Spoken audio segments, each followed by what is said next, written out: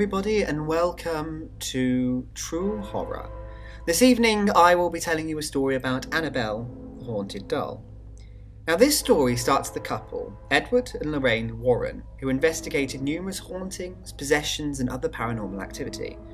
The married couple founded the New England Society for Psychic Research in the early 1950s and together have written numerous books about their investigations. Edward passed away in 2006, but Lorraine continues to operate this occult museum to this day. Now, in the 1970s, the Warrens were contacted by a priest named Father Hegan, who told them of two nurses experiencing some malevolent paranormal activity in their home. According to these nurses, the paranormal activity seemed to centre around a big, Raggedy Ann doll, around the size of a small child. Donna had received this doll as a gift from her mother, but shortly afterwards, the doll started to move around the apartment by itself. When the girls would leave and return home, they would find the doll in a different position in a completely different part of the house. They would leave the doll on the bed with its arms and legs crossed, only to return home to find it kneeling or sitting in a chair by the front door. Then the doll began to leave notes written in what looked like small child's handwriting with pencil on parchment paper.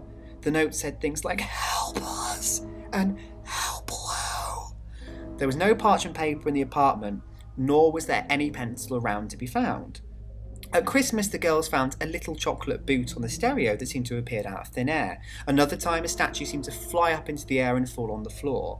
When the girls arrived home one night, they found blood on the doll's chest and on the back of her hand and on her dress. They were frightened enough at this point to contact a medium. Now, this medium told them that a little 7-year-old girl named Annabelle Higgins had inhabited the doll, and she liked Donna and Angie so much that all she wanted was to stay with them. Aww. Now, the girls were stupid enough to fall for that, and so began to call the doll affectionately Annabelle. Lou, who is one of the girls' boyfriends, was really upset about the doll. He really didn't like it and felt that, in his own words, it had gotten into his head. He started to have these horrible nightmares about the doll creeping into his room and strangling him to death. One evening, while Lou and Angie were looking over maps for a trip they were about to take, they heard noises coming from Donna's empty room. Nobody was there, but Annabelle was tossed on the floor into a corner. When Lou walked towards it, something clawed at his chest, leaving numerous cut marks. The Warrens believed this was a strong indication of an inhuman presence. The Warrens believed that everything the medium had said was rubbish, and it was actually told by the father of lies, who I'm presumed to be Satan. They didn't think that there was anyone ever called Annabelle, and in fact a ghost, apparently according to them, wouldn't have the power to possess a doll like this, and instead it was actually some kind of demon who wanted to possess one of the girls.